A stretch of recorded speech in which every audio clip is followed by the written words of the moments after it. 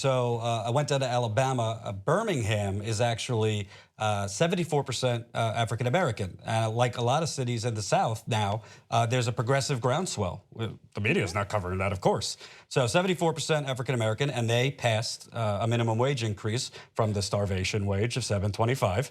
They don't have Alabama, no state minimum wage laws, to $10.10. Still not enough. Better than nothing. What happens? Whitey McWhite legislature blocks them. First time in Alabama history that they blocked a municipality, a city, from raising the minimum wage. So I went down there to interview some of the people affected and find out, well, why is this crickets? How did you deal with all the press who were there that you had? I mean, dealing with the press crush that you had to get. I mean, how are you even going to get these interviews when they're big time CNN, New York Times, all these reporters who are already there covering the story? I mean, what did Rachel Maddow say down there? It was a harder time getting elbowing the Hardee's manager trying to kick me out of the parking lot than other media. Rachel Maddow was busy that night. I think she was probably in DAPL. She was at North Dakota. Yeah. Anyway, so here's some of his reporting from there. Let's check it out. Which is the biggest biggest city, 74% African American. Last year they voted to raise from $7.25, which is the national starvation wage, to $10.10, which I got news for you, still isn't enough to live on. The predominantly white legislature voted that down, basically saying, hell no, we're not letting Birmingham raise their minimum wage. It is extremely difficult to have to decide whether am I going to eat or whether am I going to keep my power on. Am I going to keep my power on or get gas for the car so I can make it to work to make more money to have so I can eat, so I can pay my insurance, so I can pay my tag fee, my maintenance fee on my vehicle. It's kind of like, well, you're trying to think about other choices, but you probably can't buy a lot more. No. At $400-something a week, you're pretty much paying rent, the car insurance, if you have college debt. I don't know if you went to school. Yeah, I went to college twice, and I finished once, and I'm currently going back for my undergrad, for funeral directing and embalming.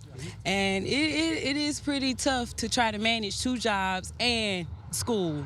'Cause sometimes the night classes, it'd be okay, but just getting back and forth from being so tired from working 2 jobs and being able to stay focused on schoolwork as well, it does get tied in. It's like burning the candle at both ends. How dare she ask for $10 an hour with that kind of lazy schedule? Did she say film directing and embalming? I mean, she wants to eat. Funeral director. Okay, funeral director. But I'll bet you, I'm sure she's hungry. She doesn't have enough money to eat, but I'll guarantee she has a fucking iPhone. Probably.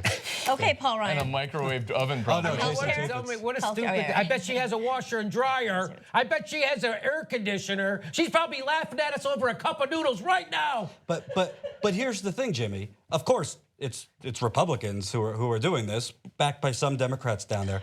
But I'm out there interviewing these type of people, seeing this injustice, and I get home, and the DNC is sending out emails on Russia. Yes. And on Trump. Can you imagine if they sent out emails, or Chuck Schumer had a press conference about this?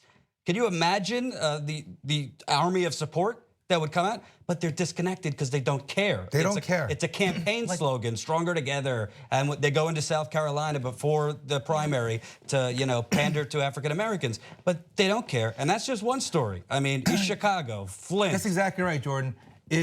If an army of Democrats went down to Birmingham and said the people here voted for this ordinance, and it was basically vetoed by the elite to keep them at even a lower starvation wage, like this is not acceptable. They fought for it. You're right. I should add in, of the 71 lawmakers voted to block them, all white. Interesting. All white. 27 who voted against it, voted for the minimum wage, African American. 4 brave white lawmakers joined them. Okay, so I actually don't even want to bring up the race issue because I don't want that to even be a distraction. This is, putting that aside, just go down there and say, I stand here with the people. They need a fucking raise so they can, have something to eat and put gas in their car and turn the lights on and maybe buy, one luxury item for once in their life, anything. But there's none of that because, like you said, they just don't care.